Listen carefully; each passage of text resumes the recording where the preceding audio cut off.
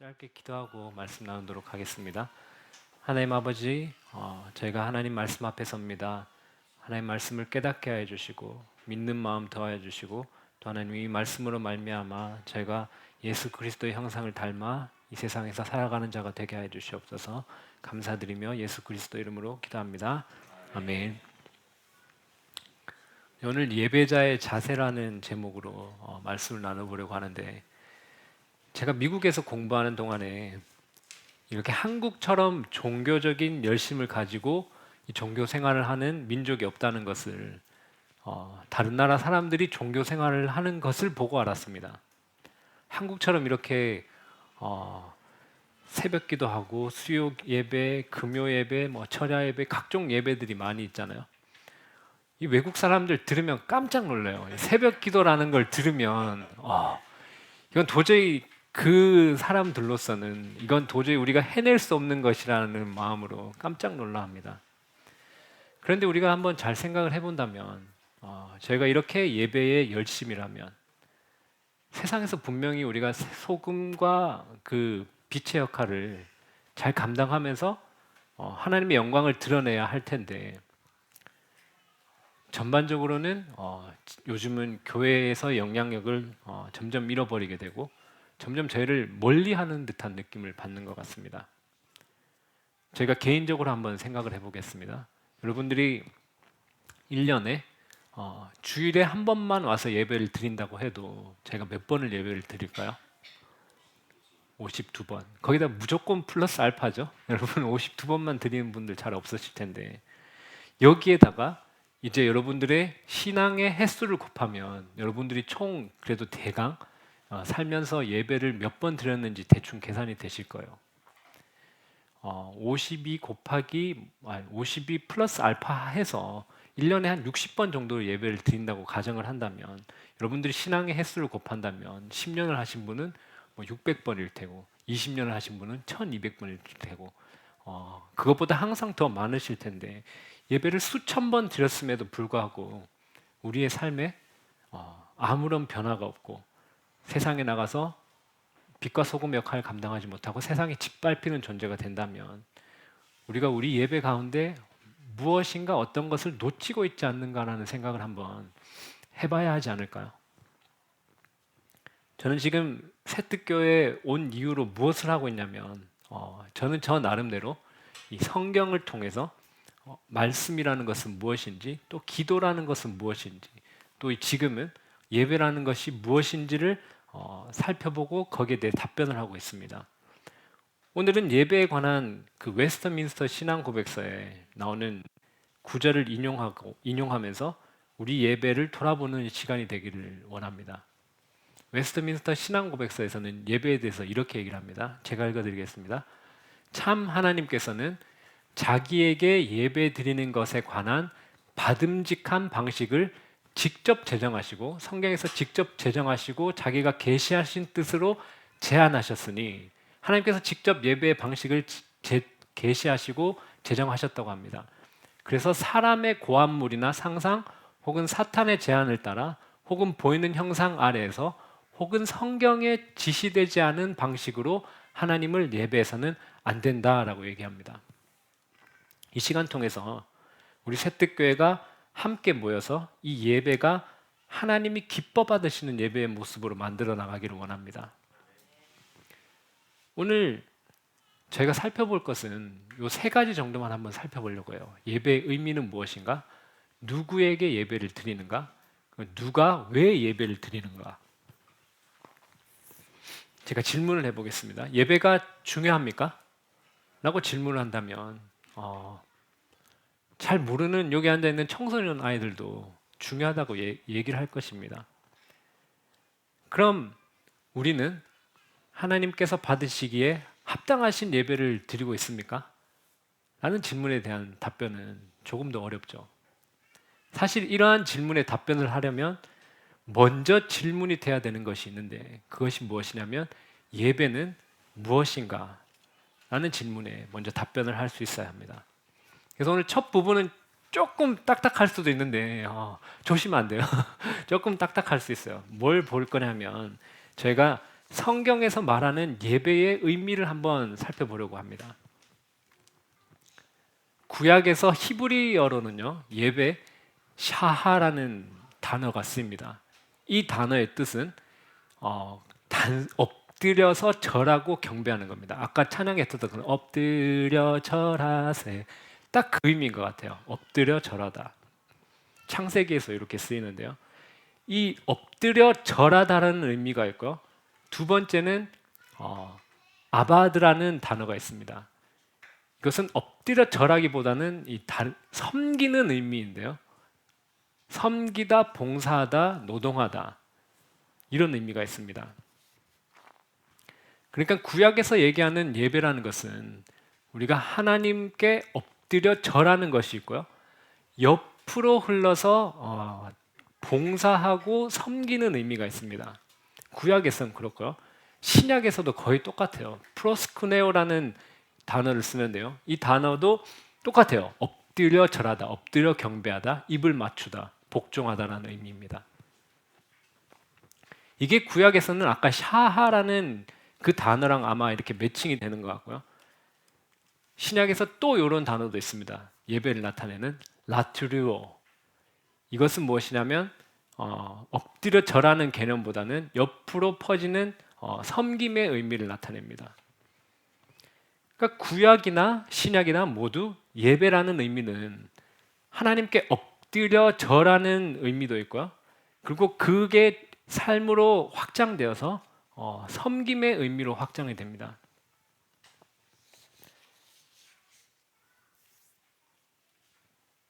그러니까 우리가 가끔 예배에 대해서 얘기할 때 이렇게 얘기하는 경우가 많은 것 같아요. 오늘 예배는 찬양이 어땠고, 기도가 어땠고, 설교가 어땠고, 은혜를 많이 받았고, 이렇게 표현할 때가 있는데 이건 예배의 의미로 봤을 때는 그렇게 맞지 않는 표현인 것 같아요. 예배를 관통하는 개념은 무엇이냐면 내가 받는 게 아니고 내가 드리는 것이 예배를 관통하는 개념입니다. 제가 이렇게 얘기한다고 해서 제 설교가 이상하다고 해서 막 그 이상해도 되고 찬양이 이상해도 되고 그 얘기를 하는 게 아니에요. 먼저 우리가 하나님께 드려야 될 것을 합당하게 드릴 때 하나님의 영광이 올라가고 하나님의 영광이 드러날 때에 그때 거기로부터 내가 은혜를 받고 내가 감동이 되어야 된다는 그 얘기입니다. 한국에서는 이 단어를 어떻게 번역했느냐면 제가 예배라고 하잖아요. 예배라는 단어가 이런 의미가 있습니다. 예도 예, 절배. 그러니까 어떤 의미인가요? 예를 갖춰서 절하는 의미입니다. 이 단어의 의미만 보면 그 구약에서는 샤하라는 단어의 의미가 있고요, 신약에서는 프로스크네오, 이 단어의 의미만 담은 것 같아요. 우리나라에서 번역하시는 분이. 그런데 제가 이제 한국에서 예배라 그러면 이제 저희가 성경 전체에서 얘기하는 예배의 의미를 다 담지 못하잖아요.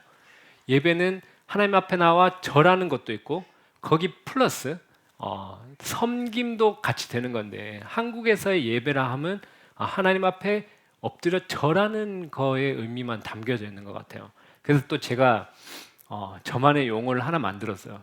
저희만 쓰는 거예요. 다른 데 가서 쓰시면 이상한 뭐 이단 얘기 들으실 수 있으니까 그냥 제가 용어를 하나 만들었어요.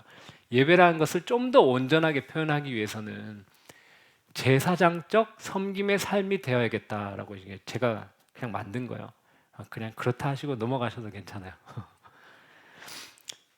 삶의 모든 영역에서 지금 저희가 드리는 이 예배는 삶의 모든 영역에서 예배를 드리고 있는 사람들이 함께 모여서 하나님 앞에 엎드리는 것입니다. 오늘은 이 함께 엎드리는 거에 대해서 살펴보려고 하는데 여기는 두 가지 예배가 있는 것 같아요. 첫 번째 예배는 개인적으로 드리는 예배.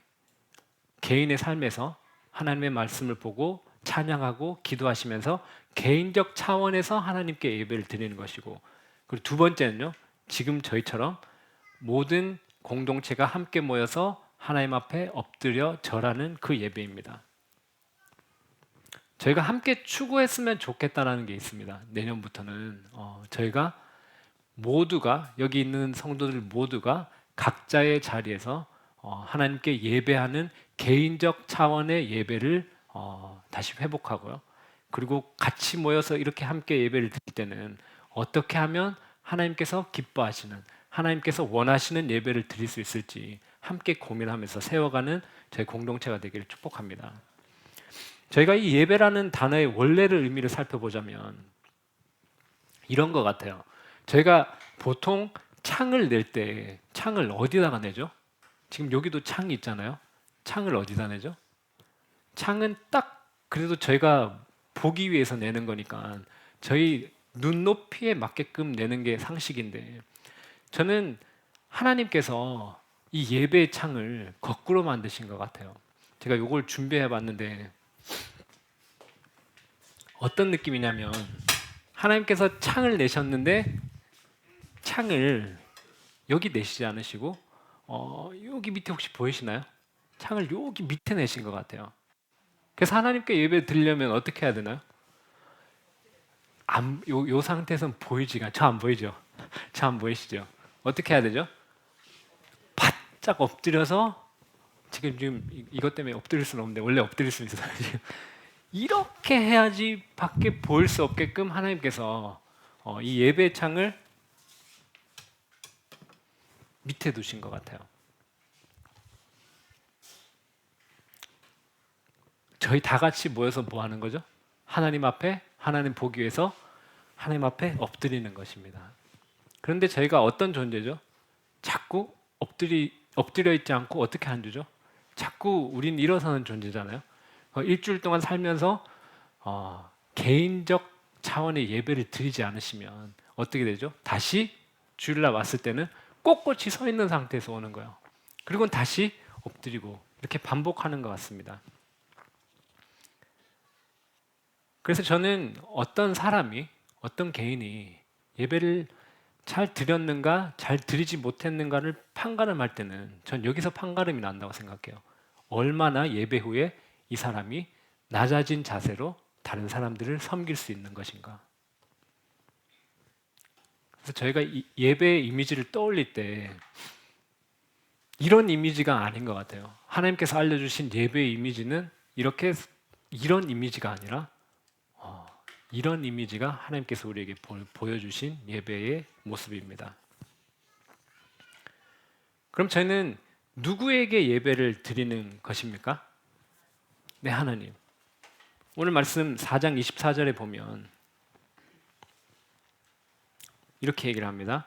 하나님은 영이시니 예배하는 자가 영과 진리로 예배할지니라. 예수님께서 누구에게 예배를 하신다고 알려주셨죠? 아버지께. 근데 하나님은 늘 삼위일체의 하나님으로 존재하시기에 우리는 삼위일체의 하나님께 예배를 드리는 것입니다. 웨스트민스터 신앙 고백서에도 종교적 예배는 하나님 곧 성부, 성자, 성령께 드려야 된다라고 말합니다. 그러니 우리가 예배 드리는 이 예배가 정말 풍성해지고 은혜로워지고 예배다워지려면 무엇이 가장 중요한 것일까요? 좋은 건물이 필요한 걸까요? 아니면 여기 좋은 찬양팀과 좋은 사람들이 여기에 있다면 그 예배가 예배다워지고 은혜로워질까요? 아닙니다. 우리가 예배를 드리는 하나님이 어떠한 분이신지를 깊이 알고 그분과의 관계가 깊어지면 깊어질수록 우리의 예배가 더 은혜롭고 더 예배다워지는 것입니다. 그럼 이 예배는 누가 드리는 겁니까? 다 드리고 있으면서 이렇게 답변을 못 하십니까? 예배는 누가 드리는 걸까요? 저희 모두 믿는 자가 함께 드린 거죠. 요한계시록 말씀 한번 보겠습니다. 함께 읽어보겠습니다. 내가 또 들으니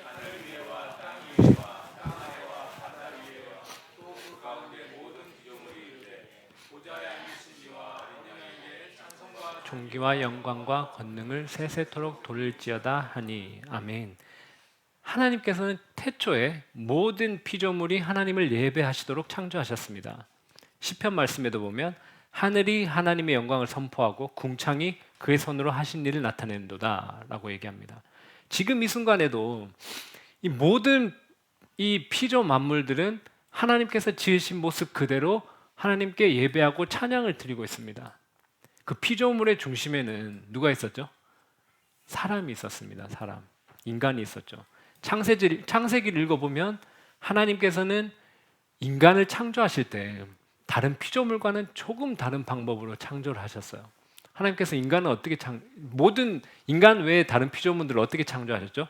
그냥 말씀으로 하셨는데 사람은요, 흙으로 빚어서 그 안에 생기를 부어 하나님의 형상을 담아 만들어냈습니다. 그럼 이 하나님의 형상을 닮았다는 것은 무엇을 의미합니까? 여기에 대한 논문들이 엄청 많긴 한데 저는 개인적으로 이 하나님의 형상을 닮았다는 것은 하나님 영이시니 우리를 영적인 존재로 만드셨다라고 저는 개인적으로 봅니다.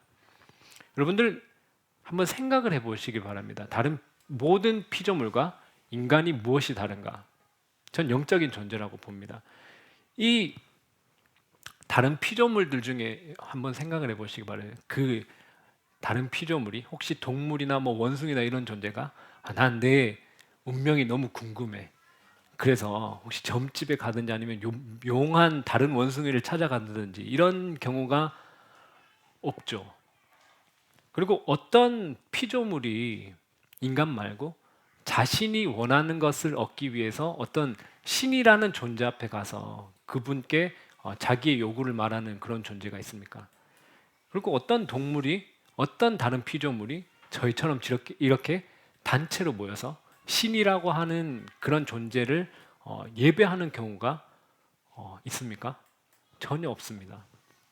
저는 하나님께서 인간을 하나님의 형상으로 만드셨다는 것은 인간을 영적인 존재로 창조하신 것이고 그 영적인 존재라는 것의 증거는 영적인 활동을 한다는 것입니다. 하나님께서 인간을 하나님의 형상을 담아 영적인 존재로 창조하셨고 그 영적인 인간이 하나님을 예배하고 찬양하기를 바라셨지만 인간은 선악과를 먹은 이후로 그 자리에서 떠나게 되었습니다. 그렇지만 여기서 끝나지 않고 하나님께서는 그 이후로도 사람들을 택하시고 예배자로 부르시는 그 일을 계속해서 해나가셨습니다. 아브라함과 이삭과 야곱을 부르셨고요. 그 이후에는 하나님께서 이스라엘 백성들을 택하셔서 예배자로 부르셨습니다. 출애굽기 말씀 한번 볼게요. 너희가 내게 대하여 제사장 나라가 되며 거룩한 백성이 되리라. 너는 이 말을 이스라엘 자손에게 전할지니라. 하나님께서 이스라엘 백성들을 부르셨을 때는 그냥 부르신 것이 아니고 이 제사장으로 부르셨습니다. 이스라엘 백성은 제사장 나라로서 열방을 하나님께로 인도해서 예배자로 세우라는 그 사명을 받았지만 그 사명을 수행하지는 못했습니다. 성경을 통해 인간이 어떤 존재라는 것을 비춰본다면 저는 이런 것 같아요. 인간은 영적인 존재로서 누구나 어떤 대상을 예배하고 숭배하는 존재인 것 같아요. 근데 두 가지 대상만 있을 뿐입니다. 첫 번째는 하나님이고요. 그 두 번째는 하나님을 제외한 모든 다른 피조물입니다. 하나님께서는 이스라엘 백성들은 이 제사장 사명을 감당하지 못했고 하나님께서는 이후에 예수님을 보내셔서 또 다른 거룩한 제사장들을 부르셨는데 베드로전서 말씀 함께 읽어보겠습니다. 너희도 산돌같이 신령한 집으로 세워지고 예수 그리스도로 말미암아 하나님이 기쁘게 받으실 신령한 제사를 드릴 거룩한 제사장이 될지니라. 그러나 너희는 택하신 족속이요 왕같은 제사장들이요 거룩한 나라요 그의 소유된 백성이니. 아멘. 하나님 누구를 다시 거룩한 제사장으로 부르신 것이죠? 우리입니다. 우리. 하나님께서 우리를 예배자로 부르셨고 거룩한 제사장으로 부르셨습니다. 그러므로 예수님을 믿지 않는 자들은 예배에 참여해서 찬양을 듣고 마음의 감동을 받거나 말씀을 듣고 교훈을 받을 수 있긴 해요. 그렇지만 하나님께서 받으실 만한 예배는 드릴 수 없는 것입니다. 제사장이란 말은 말 그대로 하나님께 예배를 드리는 자인데 가끔 교회에 사역이 너무 많아서 예배자로서 예배를 드리지 못하는 경우가 있는 것 같습니다. 여기서 예배와 사역을 조금 나누자면 예배는 우리가 하나님께 드리는 모든 것이고 여기서 드리는 기도, 찬양, 헌금, 감사, 설교 이 예배 시간에 하나님께 드려지는 모든 것이 예배입니다. 사역은 우리가 다른 지체들을 섬기기 위해서 하는 것들인데요. 주일학교 교사가 될 수도 있고요. 방송실 지금 뒤에서 섬기시는 분들 될 수 있고, 그리고 식사 준비하시는 분들, 저희 청소하는 것들 이런 모든 것들이 사역이 될 수 있습니다. 이 둘은 원래 다 좋은 의도와 목적을 가지고 하는 것이지만 사역이 가끔 참된 예배의 그 걸림돌이 되는 경우가 있는 것 같습니다. 여러분 이 말을 듣고 눈치채신 분들이 있을지 모르겠는데 어떤 게 더 중요한가요? 예배인가요? 사역인가요? 예배죠. 이런 구체적인 예가 두 가지가 있는 것 같아요. 사역이 예배에 가끔 걸림돌이 되는 경우는 첫 번째 경우는 예배와 사역이 겹치는 경우가 있는 것 같아요. 오늘 주일 예배 가운데 보면 저와 몇몇 분들은 이 예배와 사역이 겹치는데요. 예를 들면 저는 설교로 사역을 하지만 동시에 이것이 제가 하나님께 드리는 예배입니다. 제가 하나님을 사랑함으로 하나님이 어떠한 분이신지 그분의 영광을 드러내며 저는 지금도 예배를 하고 있습니다. 여러분은 저의 예배인 이 설교에 아멘으로 화답하며 함께 예배를 드리는 것입니다. 저희 앞에 나왔었던 찬양팀도 마찬가지예요. 찬양팀도 어떤가요? 찬양의 가사로 하나님을 찬양하며 예배할 때 우리가 함께 그 찬양의 가사의 고백에 동참하며 하나님께 예배를 드리는 것입니다. 그런데 제가 설교를 하면서 하나님을 높여드리고 하나님을 찬양하는 것이 아니라 내가 얼마나 설교를 저는 그럴 일이 없긴 한데 내가 얼마나 설교를 잘하는지 증명하리라. 내가 이 모든 사람의 감동을 주리라. 이런 것으로 빠져버린다면 어떨까요? 저는 그게 더 이상 저에게 있어서 예배가 되지 않는 것이죠. 그건 저의 그냥 빈 껍데기만 남은 사역이 될 뿐이죠. 저희 찬양팀도 마찬가지예요. 찬양팀도 내가 얼마나 이 꾀꼬리 같은 목소리로 찬양을 잘하는지 너희에게 들려주리라. 내가 너희에게 마음을 울리는 그런 찬양을 하리라. 그렇게 된다면 어떻게 될까요? 그것은 하나님의 자리에 자신들이 간 경우입니다. 그렇게 될 때는 저희의 예배는 껍데기만 남은 사역으로 전락할 것입니다. 이러한 것들은 정말 너무 교묘해서 저희와 같은 이런 예배와 사역을 동시에 하는 분들은 온전히 하나님만 높여드릴 수 있도록 늘 말씀 가운데 거하며 늘 자신을 말씀으로 비추어서 합당한 예배자의 모습을 가져야 합니다. 두 번째 경우는 사역으로 인해서 예배를 좀 드리기 어려운 경우가 있습니다.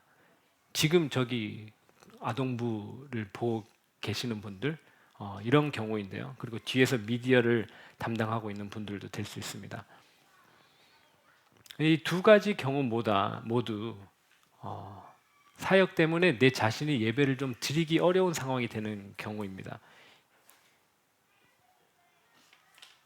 하나님께서 받으시는 합당한 예배를 드리는 것이 우선인데 사역 때문에 그러지 못한다면 저희가 온 전 공동체적으로 저희가 합의를 좀 하고 나중에 좀 이야기를 나누고 해봐야 될 것 같아요.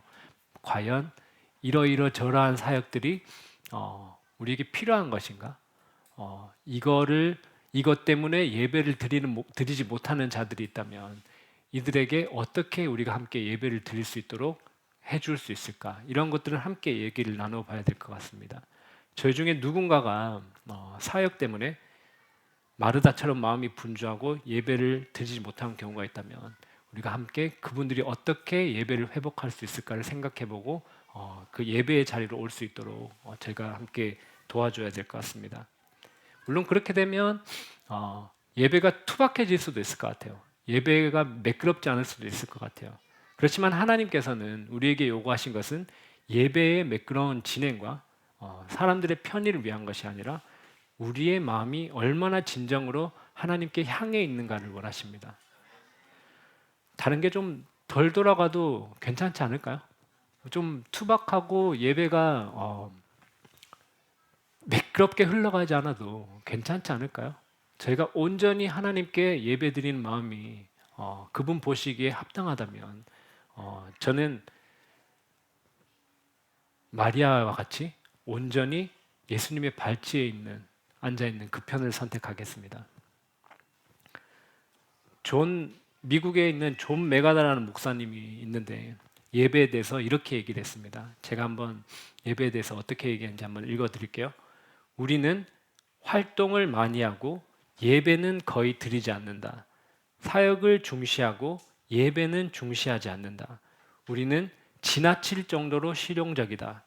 오로지 무엇이 효과가 있는지만 알고 싶어 할 뿐이다. 공식과 전략을 원하고 어떻게든 과정 중에 하나님이 우리에게 주신 소명을 무시해버린다.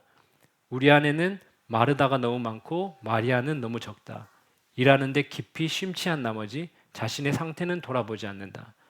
우리는 짜여진 프로그램대로 조직적으로 바삐 움직이고 있을 뿐 정작 예배는 소홀히 하고 있다. 오늘 말씀 24절에 보면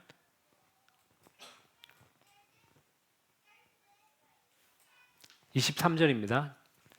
아버지께 참되게 예배하는 자들은 영과 진리로 예배할 때가 오나니 곧 이때라. 아버지께서는 자기에게 이렇게 예배하는 자들을 찾으시느니라. 아멘. 지금도 하나님께서는 참된 예배자를 찾고 계십니다. 우리 모두가 하나님이 찾으시는 그 예배자가 되기를 축복합니다. 웨스트민스터 소요리 문답에 보면 1번 이렇게 얘기하죠. 인간의 최고의 목적은 하나님을 영화롭게 하고 영원토록 그를 즐거워하는 것입니다. 그렇다면 여러분, 이 예배의 자리는 하나님께 영광을 드리고 하나님을 기뻐하는 자리가 되어야 될 것입니다. 인간이 창조된 목적도 하나님을 예배하기 위함이고 인간이 우리가 구원을 받은 것도 하나님을 예배하기 위함입니다. 우리 새뜻교회가 하나님이 기뻐 받으시는 하나님이 너무 이 예배를 찾으시는 그런 예배를 올려드리는 공동체가 되기를 축복합니다. 저희 함께 찬양 드리도록 하겠습니다.